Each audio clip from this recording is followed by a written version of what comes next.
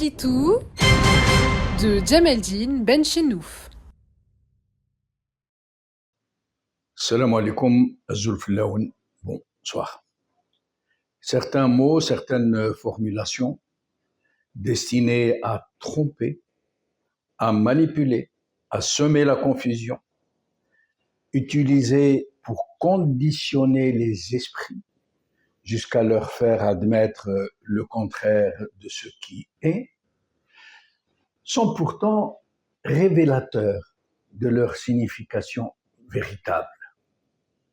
Il suffit juste de les prendre au mot, au pied de la lettre, pour découvrir leur véritable sens qui semble hurler son évidence. Prenons l'exemple de cette formule éculée en Algérie et qui est utilisée à toutes les sauces de la propagande pour nous dire que la démocratie dans ce pays n'est pas juste un mot, n'est-ce pas? Lorsque pour nous convaincre de l'unanimité de la société autour du chef de l'État, des chefs de l'armée, du parti unique, il fut un temps, ou sur telle ou telle grande décision politique, telle grande orientation politique, on vous dira toujours, je cite cette formule, toutes les voix autorisées se sont exprimées sans équivoque sur la transparence de cette rencontre politique, sur son caractère hautement républicain et sur le dialogue franc et constructif qui y a prévalu. Fin de citation. Vous avez remarqué où se situe, j'allais dire, l'aveu spontané, la reine des preuves, la confession profonde que porte cette formule, la confession, l'aveu. C'est quand le journaliste ou celui qui dicte sa copie ou le politicard du coin écrit les voix autorisées, formule éculée pour préciser que ce sont des voix de politiciens, de gens qui s'expriment au nom d'institutions et autres membres officiels de la dite classe politique ou des journalistes censés relayer objectivement l'information dans cette démocratie responsable qui se respecte en tant que telle. En fait, et un peu pour user du jargon psychanalytique, il est question ici d'un véritable lapsus, et même plus, une déclinaison très signifiante d'un acte manqué. Une affirmation qui procède, involontairement, bien sûr, d'un aveu, qui révèle une réalité qui habite les pensées et les désirs qui nichent dans l'inconscient de celui qui s'exprime ou de celui qui le relaie. Au XVIe siècle, le philosophe Erasme disait en latin, mais je vous donne la formule en français, la langue, lorsqu'elle se trompe, dit toujours la vérité. Fin de citation.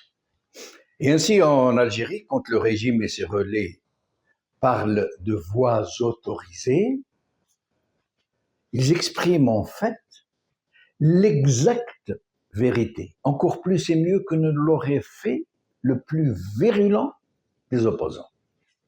Voix autorisées ou voix autorisées, c'est-à-dire les seules voix qui ont été désignées pour exprimer publiquement ce qui leur a été dicté. Un peu comme si ces voix autorisées étaient une sorte de parent pauvre du porte-parole, du crieur public municipal, du breh dans une gasbathèque de Bagara où il répète à l'identique ce que lui dictent les généreux bienfaiteurs qui lancent leur argent dans la piste. Et c'est le régime lui-même qui avoue publiquement, à travers une de ses formules consacrées, que seules les voix autorisées par lui peuvent s'exprimer publiquement. Ce sont ces voix autorisées, justement, qui se sont massivement exprimées sur un événement qui vient de se produire et qui dit aussi lui-même combien ce régime méprise les propres lois, ses propres lois, qu'il fait lui-même juste pour la frime. Combien il ne craint pas d'user d'une langue de bois qui n'a plus sa pareille dans le monde, en dehors de quelques régimes retardataires, résidus politiques qui n'ont pas su s'adapter aux nouvelles normes, aussi hypocrites soient-elles, elles aussi, ces nouvelles normes. Ces voix autorisées nous apprennent donc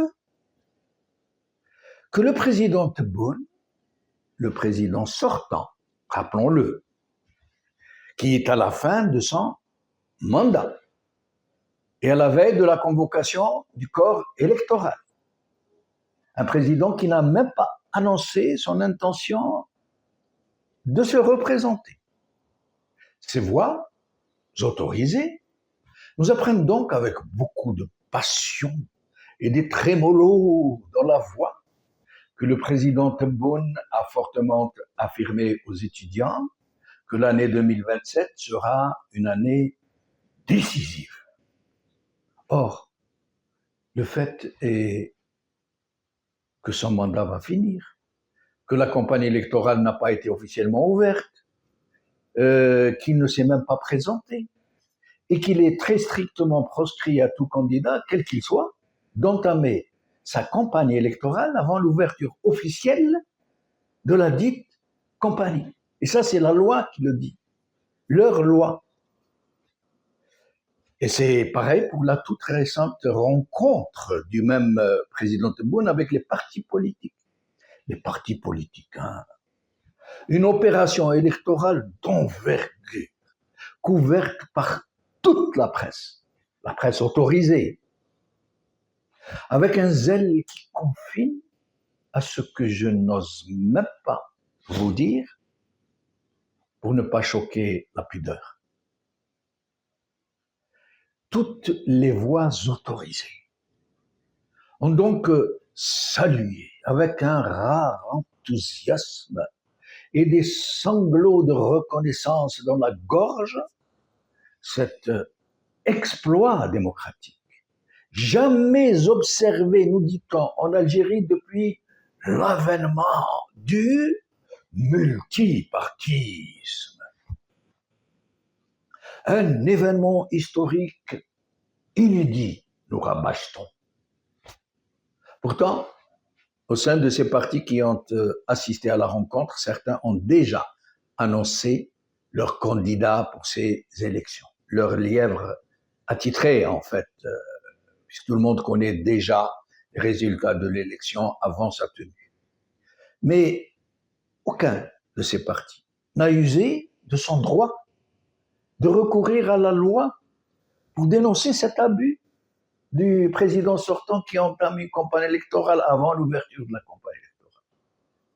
Idem est parmi les journalistes qui ont relayé cette belle communion, des journalistes qui se revendiquent de l'opposition, mais de l'opposition constructive, insiste-t-il, pour que nous ne soyons pas tentés de les mettre dans le même sac que les ennemis de l'Algérie que nous sommes. Pourtant, aucune voix autorisée, aucune, n'a encore exprimé son indignation devant cette flagrante, cette violente, cette grossière violation de la loi par le premier personnage de l'État. En tous les cas, et même si la débâcle est quasi générale, ou plutôt quasi systémique, ce régime nous aura fait un legs inestimable. Quand il aura disparu, et il n'y a pas de doute qu'il ne tardera pas à disparaître, Les chercheurs auront table dressée pour édifier les générations futures de ce que fut leur pays, jusqu'à quels profonds abysses il est tombé. Les archives et les témoignages serviront à montrer ce système sous son véritable jour.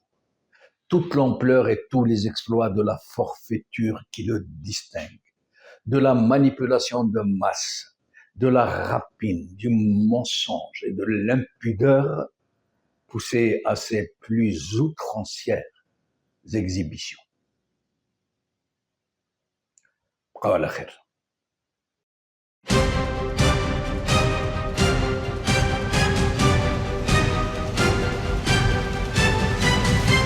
L'édito de Djemeldine Benchenouf.